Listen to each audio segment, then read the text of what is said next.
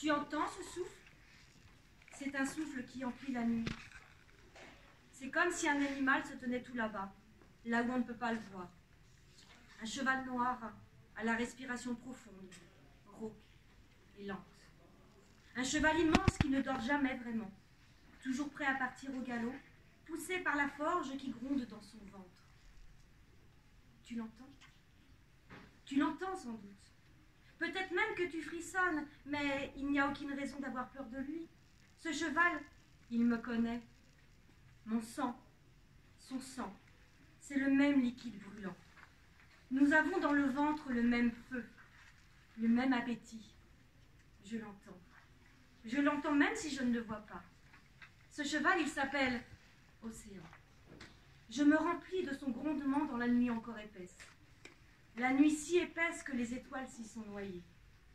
Aucune lumière, et c'est mieux ainsi. Il y a juste mes paroles lancées dans le vent, emportées par le fracas de l'océan, pareil aux galets et aux algues et aux coquillages qui roulent sans fin dans sa gueule d'écume. Est-ce que tu entends ça? Est-ce que tu m'entends, moi? Peu importe. Ce que je sais, c'est que mes mots doivent être dits. Je sens le sable grossier sous mes pieds nus. Les grains minuscules entre mes orteils étaient autrefois des montagnes qui touchaient presque le ciel à l'autre bout du monde. C'est si fort que je pourrais en avoir le vertige. De moi, que restera-t-il quand je me serai effondrée? Rien. Si peu. Des eaux blanchies, de la poussière. Rien d'autre sinon les mots. Les mots. Voilà ce qui restera lorsque je ne serai plus là.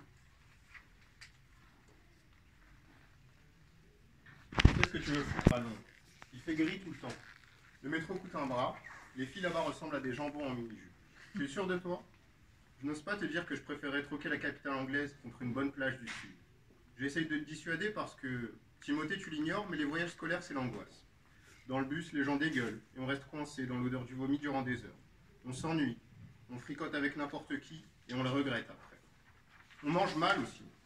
On nous fait poser devant des monuments en groupe, avec un prof d'histoire assommant, qui joue les guides touristiques. Tu es sûr que tu ne préfères pas un petit week-end à la cool, à Biarritz? Le pire, c'est que tu parles anglais comme une vache espagnole d'origine marocaine. C'est gênant à l'oreille. Tu as du mal à prononcer les E. On dirait que tu grésilles comme un moustique en fin de vie. Peut-être qu'à la sélection, tu feras au moins rire le jury. Un soir de septembre, tu m'appelles. Ton père est finalement d'accord pour que tu participes au voyage.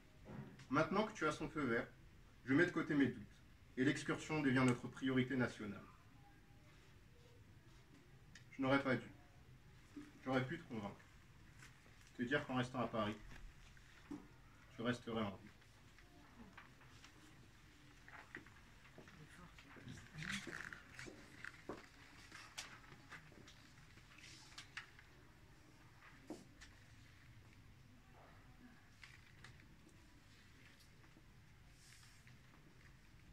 Juliette sort son téléphone de sa poche et lance l'application Flash Invaders. La pluie redouble. La chaussée est inondée. La rumeur de la ville a complètement disparu sous le bruit du déluge. Juliette a les pieds trempés. L'eau rebondit par terre avec tant de violence qu'on la croirait surgie de l'asphalte. Juliette remonte la fermeture éclair de son impair, coince son sac entre ses genoux et protège l'écran avec sa main gauche pour ne pas le tremper. Le réverbère l'aveugle et crée un contre-jour qui ne laisse apparaître que l'averse. Mist, tu croyais que cela serait si facile? La première tentative est ratée. Juliette se déplace gauchement de quelques pas pour changer l'angle, quand une violente décharge électrique dans le bas du dos lui coupe le souffle. Son corps se tord de douleur. Elle lâche son téléphone qui tombe dans le caniveau et, emportée par l'eau de pluie, disparaît dans les égouts.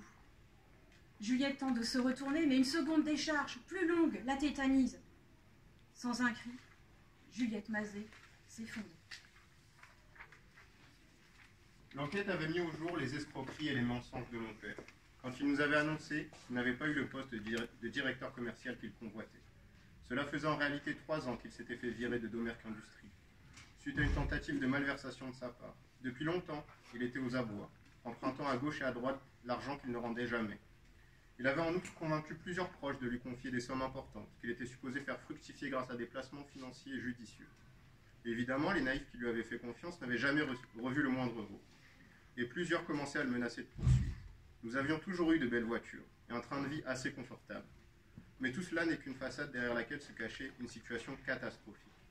Les voitures étaient prises en leasing, souvent impayées. Le loyer de la maison n'avait pas été versé depuis des mois. Et le modeste héritage que mon père avait touché 10 ans plus tôt à la mort de ses parents, tués dans un accident de la route, était dilapidé depuis longtemps. Il y avait 1 an qu'il ne percevait plus de chômage et il n'avait aucun revenu. Sans le savoir, nous vivions sur un gouffre. La psy que j'avais vue pendant 3 années, à la suite des événements, m'a expliqué que cet état de débâcle économique était un élément que l'on trouvait fréquemment dans les cas de familicide. C'est-à-dire des barjots, comme mon père, qui suppriment leur famille. Tuer tout le monde, c'est le seul moyen qu'ils trouvent pour ne pas avoir à avouer les minables qu'ils sont. Isia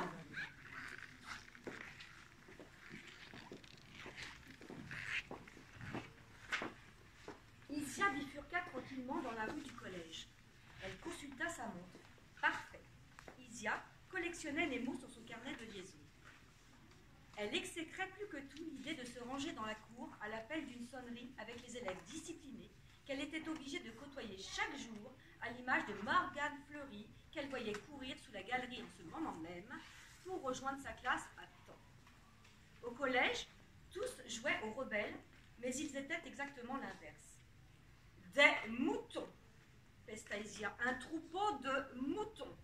Elle leva un sourcil étonné en apercevant Nathan qui déboulait sur son vélo à l'autre bout de la rue. Nathan, lui, était toujours ponctuel. Et pourtant, Nathan n'était pas un mouton. À vrai dire, il était pour Isia ce qui se rapprocherait le plus d'un ami. Une autre solitude à laquelle se réchauffer quand il devenait trop pesant d'évoluer dans cette jungle pleine de zombies crétins. Isia était loin d'être populaire. Cela ne la dérangeait pas, elle cultivait son individualité comme une plante rare. Que quelqu'un l'apprécie lui semblait toujours suspect. Elle s'apprêtait à traverser la rue en snobant le passage clouté lorsqu'un bruit de moteur attira son attention. Une Mercedes grise aux vitres teintées surgit du carrefour. Trop vite, beaucoup trop vite. Isia cria. Le son de sa voix se perdit dans le crissement des freins de la Mercedes. Cette soudaine décélération ne fut pas suffisante et, comme dans un mauvais téléfilm, le vélo de Nathan fusa au ralenti vers le ciel, rebondit sur la chaussée, puis s'immobilisa, le cadre disloqué. De l'endroit où se tenait Isia, le corps de Nathan n'était pas visible.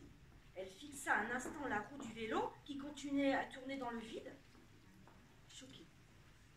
Puis elle recula pour se couler dans l'ombre d'un porche. Avait-elle rêvé le coup d'accélérateur ? Avait-elle imaginé l'expression résolue de l'homme lorsqu'il s'était engagé dans la rue ? Après tout, la distance et la vitesse avaient pu fausser sa perception. Non. S'il y avait bien une chose à laquelle elle se fiait, c'était aux informations que lui livraient ses yeux. Il ne l'avait jamais trahi. Sans attendre de connaître l'état de Nathan, Isia décampa au son des premiers gyrophares, les jambes en coton, le souffle court. Il lui semblait qu'une main invisible comprimait sa poitrine. Je m'appelle Louis.